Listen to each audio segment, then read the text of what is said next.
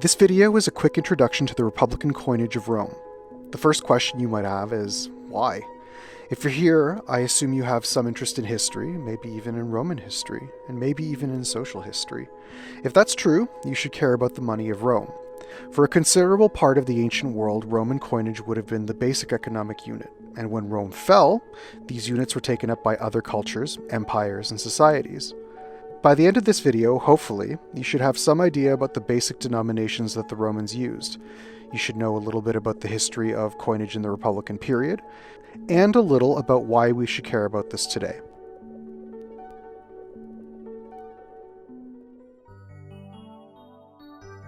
Let's talk a bit about coins, however. If you reach into your pocket, you should be able to pull out at least one or two.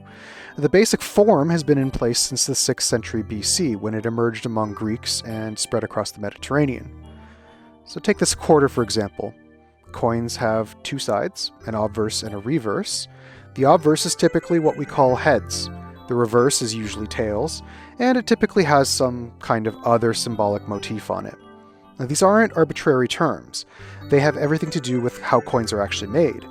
Today, coins are pressed using industrial hydraulic machinery, which exerts tens or hundreds of metric tons of pressure in order to imprint images on copper, nickel, silver, gold, or other metals.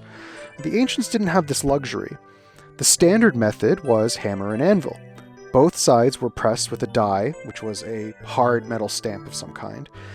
The obverse was stumpy, and it was placed into an anvil.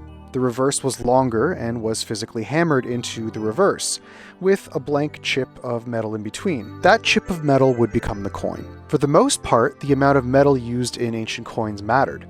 It's sort of different than it is today, when a single US cent might cost 2.7 cents to make. Unlike in modern fiat coinage economies, there was a close relationship between coins and the value of the metal itself in the ancient world. So when we talk about denominations of coinage, we are also literally talking about units of weight. So much bronze, so much silver, so much gold. We're going to talk about denominations a lot in this video, so just keep in mind that weight matters because weight and value are directly related to one another in this period. Let's start before 300 BC, before the Romans had completely conquered the Italian peninsula. Early Italians hoarded uncoined bronze, and there's archaeological evidence that this held some kind of value as early as the late 2nd millennium BC. It makes sense that a big part of Roman coinage therefore consisted of bronze coins once they had started to use them. Note here the difference between coinage and money. All coinage is money, but not all money is coinage. And what coins? Some of these were legitimately massive, roughly the size of a hockey puck and made of solid bronze. They might weigh 3/4 of a pound each, where later bronze coins probably were fiduciary in value, meaning that they were worth what the state said they were worth. In the case of these coins, they really were worth their weight. Besides these, Rome did mint some silver coins, or rather, they were minted somewhere in Rome's name. These were called didrachmas, which just meant 2 drachmas, and that was about 4 grams of nearly pure silver. Therefore, didrachmas were about 8 grams altogether. As a rough guide, we can consider 1 drachma to be about a day's pay for a skilled worker. A warm outer garment could cost 20 drachmas in ancient Athens, and an ox could cost between 50 and 90 drachmas. So those small coins could be pretty valuable. The didrachma was a standard silver coin minted by Rome until the late 3rd century. It gradually displaced the coinages of other Italian states, muscling out coins from, say, Tarentum or Neapolis. What had been a vibrant environment with many different kinds of coinages, all mixing and competing with one another, now became uniform. By the late 3rd century, however, there was a considerable change in Rome's monetary system, which switched to the denarius rather than the didrachma as a standard coinage.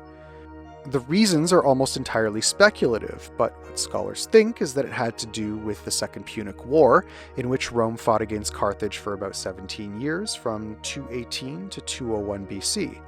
Now, this was the war in which Hannibal invaded Italy with his elephants. The war was obviously economically brutal for the Romans, and they seem to have gradually debased their coinage in order to try to pay for military expenditures. Now, typically, debasing coinage is a bad move, and at some point this became untenable, either because the system collapsed entirely or because it was trending in that direction. Someone, at some point, maybe through a collective decision or as the result of smart individual thinking, rebooted their coinage on a new standard, bringing the purity of silver back up to a respectable 98% and changing the weight of the coins to show that they were different. They settled on a new denomination called the denarius, which weighed about 4.5 grams as opposed to the 7.2-ish of the previous didrachmas. The denarius isn't the only silver coinage that was introduced. There was also a series of smaller coinages like the sestertius, the quinarius, and others. But it's the only one that lasts, and by the early 2nd century, Italy functions on a silver-bronze system that combines silver denarii and low-value bronze coinage. The bronze coinage does seem to have a lot of variety, though, being minted as a fraction of the silver coinage. At first, each ass, and it was called an ass, was worth 1/10 of a denarius, and eventually 1/12 of a denarius. Now, below the ass, there was the semis, or half-ass, the trians, the sextans, and finally the uncia, which was a 1/12 of an ass. And as far as ancient coinage systems went, this was pretty comprehensive. It provided a lot of shades of value for Romans to buy and sell goods and to conduct other economic transactions.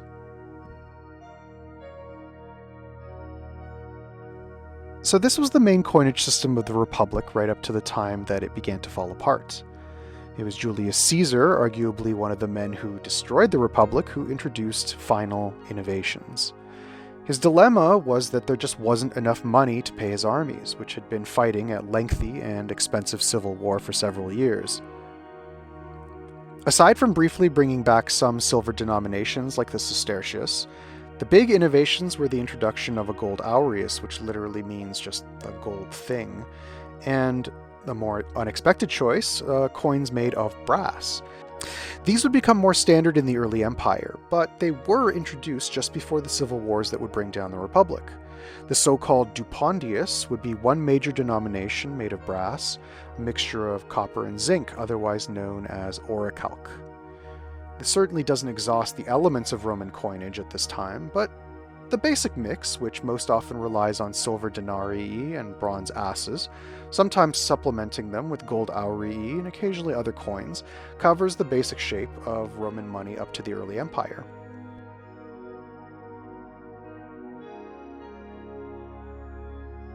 The only questions that remain are, who cares?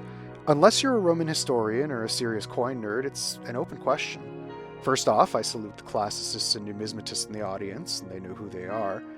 For everyone else, one very real reason is to simply admire the craftsmanship of the coins, art for art's sake. And there are truly striking examples of artistry on some of these coins. Whether we're discussing the tiny Romuluses and Remuses on all sorts of Roman coins, or the frankly insane folds of Nero's neck on his gold coinage, there's a lot to marvel at. Consider this denarius from 56 BC. The head on the reverse is of Ancus Marcius, a long-dead Roman king. But this isn't a generic face, it's quite specific. The jowls of an older man are depicted convincingly. The sharp nose is present not only on the coin, but on other issues that were produced from different dies in the same year. This was probably a real portrait, either of the person issuing the coins, Lucius Marcius Philippus, who was a descendant of Ancus, or of Ancus himself. Whomever the face actually belonged to, the die engraver managed to capture all of these details on a surface no bigger than a quarter. And it's not all art for art's sake. Rome's coinage has a long-lasting cultural impact, stretching well into modernity. Consider this 1918 American dime. After World War II, it wasn't very tasteful to put the Roman fasces onto government imagery, but it was perfectly acceptable before a certain point. The Roman fasces were, for a long time, a symbol of republican government. This is an example of the influence of certain kinds of imagery across all sorts of media. But let's not take that as the final example. Let's look at images directly on coinage that persist well outside the Roman world. Take the handshake, for instance, which is popularized just after the Republic falls under Augustus.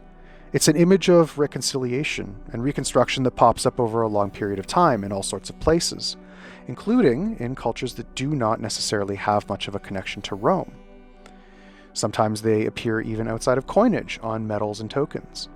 This image has, in some sense, jumped the rail into generic symbolism, but the image did not exist before the Romans popularized it. All in all, Rome's coinage is important in basic historical terms. It was the coinage of much of the world at one point, but its imagery persisted even after the Roman Empire collapsed. It was inherited by the Byzantines, copied by medieval successor kingdoms in the West. It was revived in the Renaissance by Europeans who wanted to become Romans, and it was maintained well into the age of the modern nation-state. So that's Roman Republican coinage. However far we get from Rome, there does seem to be an echo that continues to crop up. We seem to be stuck with them, even in terms of what's in our pocket.